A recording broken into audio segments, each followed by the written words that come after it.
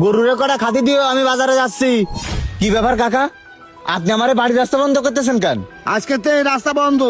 আজকে তো এই রাস্তা বন্ধ মানে কি করছেন আপনি? কিছুই তো বুঝতে পারতেছি না। এটা আমার জায়গা, আমার জায়গা আমিই বন্ধ করেছি। এইটা আপনার জায়গা মানে? অত মানে করিস নে, আজকের থেকে এই পথ বন্ধ। যদি তোর কিছু করার থাকে তুই যা করে নিকে। আপনি আমার চাচা, আমি আপনার সাথে কি করব? আর আমাদের জায়গায় আপনি কি জন্য বেড়া দিয়েছেন? কি জন্য বেড়া দিছি তোর কাছে কৈফিয়ত দেবো?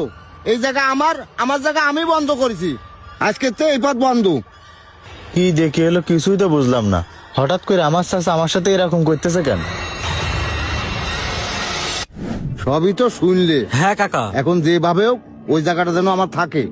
আরে কাকা কি যে কন না, আপনি তো জানেন চেয়ারম্যানের সাথে আমার কিরাম সম্পর্ক।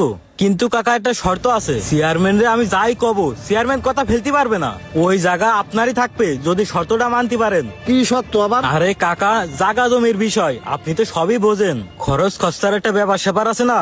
যদি 1000-20 টাকা দিতে পারেন ওই জায়গা আপনারই থাকবে। আরে 1000-20 কান টাকা 40,000 লাগলে 40,000ই দেবো, কিন্তু ওই জায়গা আমার লাগবে, ওই জায়গা আমার চাই। সালিশটা যেন আমার পক্ষে থাকে। আচ্ছা কাকা, সালিশ আপনার পক্ষে থাকবে না, এখন আপাতত কিছু টাকা দিয়ে যান।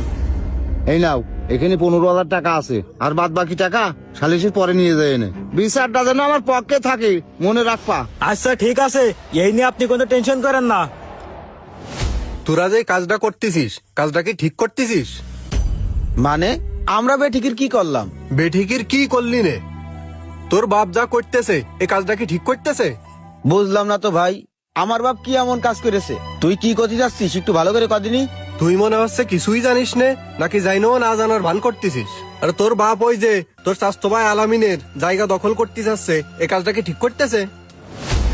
গত শুক্রবারে তোর বাপ ওই চেয়ারম্যানের লোকেরে 20,000 টাকা দেছে, সালিশ যেন তার পক্ষে হয়। এই সোমবারে তার সালিশ। তুই এসব কি করছিস রে ভাই? এত কিছু হয়ে গেছে, আমি তো এসব কিছুই জানি না। তুই যখন কইছিস আমি বিষয়টা দেখতেছি। হ্যাঁ বিষয়টা দেখিস, আমি চলে যাচ্ছি। তুই যদি পারিস তোর বাপেরে বাধা দিস, এত বড় অন্যায় করতে দিস নে। আচ্ছা ঠিক আছে। শোনো আলামিন, দীর্ঘ যাবৎকাল তুমি তোমার এই চাষার জমি ভোগ দখল করে খাচ্ছ। এখন তোমার চাষার জায়গা চাষা ঘিরে দেছে, তুমি এই জায়গা ছেড়ে দাও।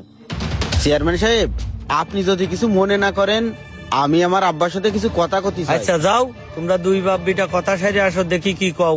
ভাই আপনি যান, আপনার ছেলে কি কবে আমার শুনে সাথে আসেন। পাশে চলো। আবার এক পাশে কি রে বাবা? চলো, তোমার সাথে কিছু কথা কব।